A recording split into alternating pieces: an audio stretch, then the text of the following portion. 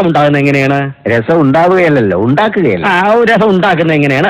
എനിക്ക് കൃത്യമായിട്ട് അറിയില്ല, എന്നാലും ഏകദേശം പറയാം. ആദ്യം നമ്മൾ പരിപ്പ് വേവിക്കണം, ഒരു തക്കാളി ഇടാം, പിന്നെ കായവും കുരുമുളകും ചേർക്കണം, പിന്നെ എണ്ണ ചൂടാക്കിയിട്ട് അതിൽ കടുകും കരുവേപ്പിലയും പിന്നെ വെളുത്തുള്ളിയും മൂപ്പിച്ച് ചേർക്കണം.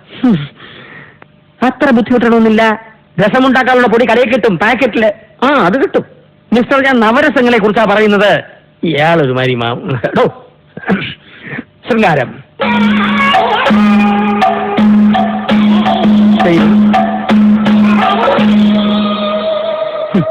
ഇങ്ങനെയാണോ ഞാൻ കാണിച്ചത്? ഇത് പശു ചാണകം ഇടുമ്പോഴുള്ള ഭാവമാണ്. ഞാൻ കാണിച്ചതുപോലെ ഒന്നുകൂടെ കാണിക്കൂ. എന്തിനാണോ ശൃംഗാരത്തിന് ശരീരം മുഴുവനായിട്ട് ഇളക്കുന്നത്? നാട്യശാസ്ത്രത്തിൽ എന്താ പറഞ്ഞിട്ടുള്ളത്? നാട്യശാസ്ത്രത്തിൽ ഭരതമുനി എന്താ പറഞ്ഞിട്ടുള്ളതാന്ന്? ഏത് ഭരതമുനി, എന്ത് നാട്യശാസ്ത്രം?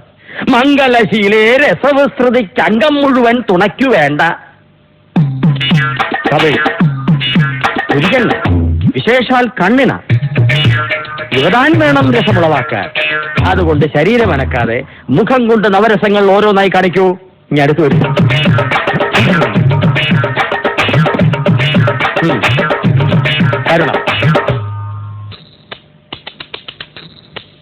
ഇതുപോലെ കാണിക്കൂ.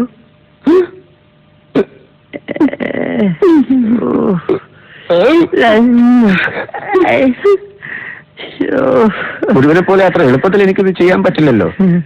എല്ലാ രസങ്ങളും ഉൾക്കൊള്ളാൻ ദയവായി എനിക്ക് അല്പം സമയം തരൂ.